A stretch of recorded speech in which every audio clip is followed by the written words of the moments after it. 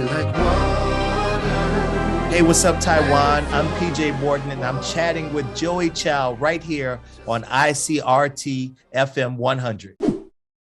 ICRT. Hello, I'm Joey, and oh my gosh, today we have quite the character come into the show today. He is R&B soul extraordinaire, and as a solo musician has won 4 Grammy Awards. Of course, he's also a member of Maroon 5, one of my favorite bands since 2012. Today we have PJ Morton. What's up? Hey, how you doing? Good to be with you, man. I'm very well. Are you currently on the West Coast or on the East Coast or back home in New Orleans? I'm home in New Orleans, actually. Yeah, so right in the middle of all those coasts. Yeah, I gotta say, PJ, I've been a fan for a long time.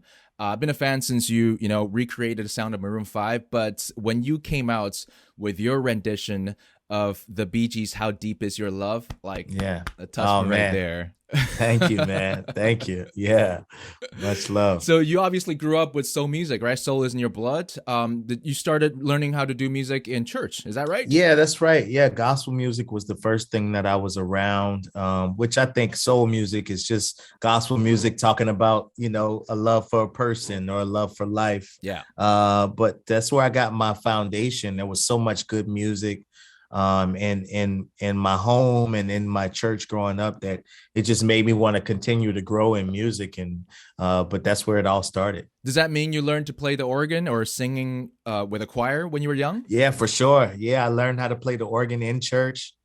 And I started out singing in the choir. So that was the beginning, and it just all grew from there. Yeah. I hear that, was it your mom or dad is a pastor? Actually, both of them. They're both pastors. Yeah, both pastors. My dad is also a musician and singer. Yeah. And so it was all around me when I was a kid. So you're the son of a preacher man and preacher woman. That's right. That's right. Exactly. And by the way, mentioning that song, I think that song is a perfect starting point for our next part of the conversation, because I remember that song was originally written with Aretha Franklin in mind, right? Queen of Soul, also from the South. She's from Tennessee. Yeah. And eventually that song became a huge song for someone who's from London, from a middle class family. So in comparison, right, almost like royalty. And I would say that's kind of your personal story too, because you're from New Orleans. But when you started working with Maroon 5, you flew all the way to LA to meet up with a bunch of LA boys. Was there a lot of cultural shock when that first happened? Yeah, I think a lot of it was also just the culture of Maroon 5. These guys had been a band since high school, since like the 7th grade or something like that. So it was a culture shock coming into their world. But what I realized quickly was that we had way more in common than we had different. And, it's been 12 years now. Yeah. We're like family now. But it's, I quickly merged into it. But initially it was like, wow, they're so used to this world and the way that they move. I'm not used to it yet, but I quickly fell into it. Did you bring gumbo to their dinner table? I did not bring gumbo. I think they had some gumbo when they came to New Orleans. Oh, they did. When we had to perform for something, and I think some of them had some taste of gumbo. So, I hope they liked it. Yeah, they better had liked it.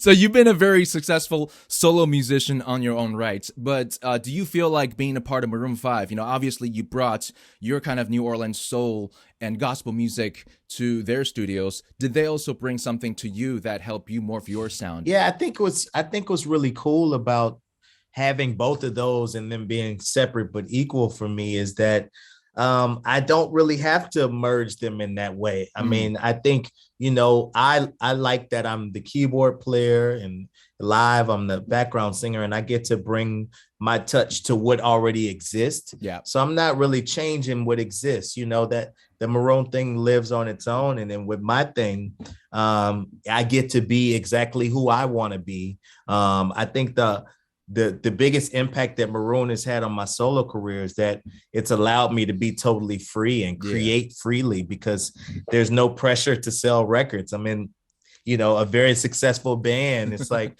I can make music without worry. And I think it allowed me to make some of the best music I've been able to make, because making without pressure is just the best way to create. Yeah, but I think that says a lot about you as a musician, like that you are so eclectic and versatile that, you know, you can go into a completely or almost completely different genre and just shine. Yeah. So now, you know, several albums later, a few Grammys later, and your own record label later, you have a new body of work. It's called Watch the Sun. Yes. Huge collaborations on this one. Yeah. Why is it called Watch the Sun, first of all? I wrote it when we were going through a pretty dark time in the world. We were all shut down, really. Yeah. And but I really started to take note from nature. I got a song called Be Like Water with Stevie Wonder. Yeah. And Watch the Sun was still in that same mindset of, man, I know it seems dark, but when the world is at its darkest, that just means that the sun's coming up pretty soon.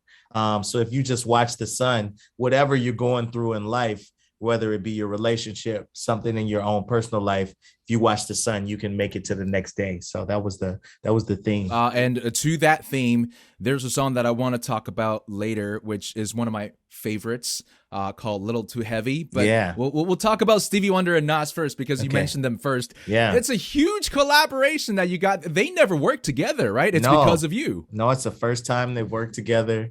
Yeah, I mean, I asked Nas to be on it first, but I happened to be working with Stevie, and Stevie recorded it with me first. And then I sent it back to Nas and found out that he had always wanted to work with Stevie.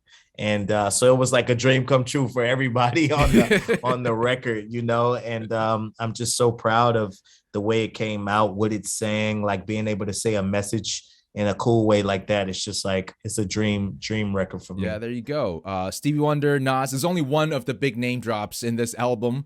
You have JoJo, you know, for the younger generations, you got JoJo. She's got the amazing voice for that track right there. And also you have El DeBarge, right? From DeBarge. Yeah. It's a very eclectic collaborations that you've got. Like, how did you decide who to grab for each song? It really was the song, you know. The song determined who would be there. And I guess because the songs were eclectic, it made the features eclectic, because all the songs were calling for different things. And yeah, I just was so happy. You know, I love when a plan comes together. When you hear a voice and you're actually able to get that voice on there, it's like, that's the ultimate for a songwriter and a producer. So it's like all this whole album is a dream come true for me. Yeah, and that song with El DeBarge, it comes after in the album. It comes after the one I was talking about, one of my favorites, Little Too Heavy. Yeah. I love the way you put the album together, because Little Too Heavy is singing about, you know, the darkness of the night, right? How what we went through in the last couple of years is a bit too heavy. And then El DeBarge kind of lifts it up a little bit after that. That's right. So obviously you spend a lot of time, you know, with selecting songs and putting them in the right order. Yeah, that's really important to me. I like to take people on a journey.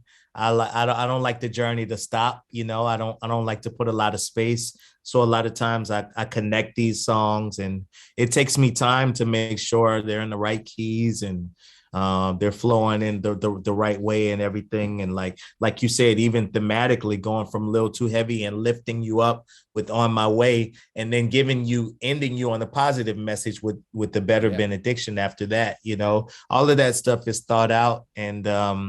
And, you know, even if people don't know it initially, it plays out in some kind of way in your body and your soul when you're listening to it. You could definitely feel it. Yeah. Now, you are turning 41 or already 41 this year? 41. Yeah, I turned 41 March 29th. There you go. Yeah, okay. Yeah. So the people that you grab for your collaboration, they're from one or two generations above you, right? Mm-hmm. So you got that, like, you know, old soul, as we call it here in Asia.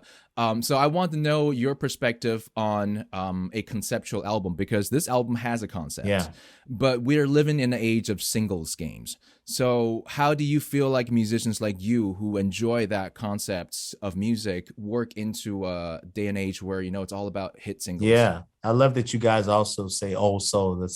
We say that in the South too.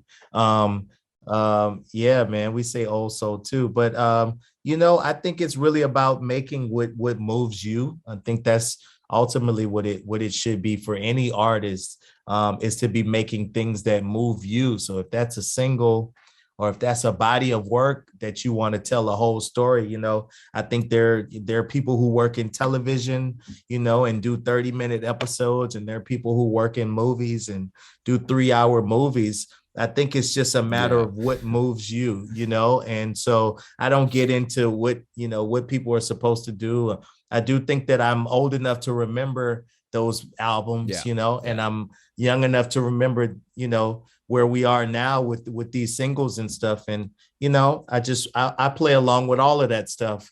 But ultimately, I knew when I came to this, I wanted to do a body of work. That's what was going to move me. I needed that much time to tell the story that I wanted to tell. So what is the one song that you really want people to listen to, or you're most proud of from this album? Oh, wow. Hey, I'm sorry. I have to make you choose one of your favorite babies, you know? Most proud of. I mean, I can't, if I'm going to go message and most proud of, I would have to say Be Like Water with Stevie Wonder and Nas, because I mean, that gives you a message, and it's like the dream collaboration with two legends on it. So I would have to just lead you there first, but I got many favorites. But I gotta say, I mean, as we were just saying, you know, down south, you guys use the same phrase as we do here in Asia. The phrase "be like water" was also, you know, one that was uttered by Bruce Lee a lot. You know, oh, absolutely. Be formless, be the container that you are poured into. And for the rest of you guys, you know, if you want some words of wisdom, listen to that one with Nas and Stevie Wonder. That's right. I'm guessing there's going to be more Grammys in 2023 for you, so you better clear out that shelf, make some space for it. We shall see. Yeah, we shall see. Thank you, man. Album Watch the Sun, and everyone go listen to it. Today we had PJ Morton joining us right here. Yes, Thank indeed. you. Thank you.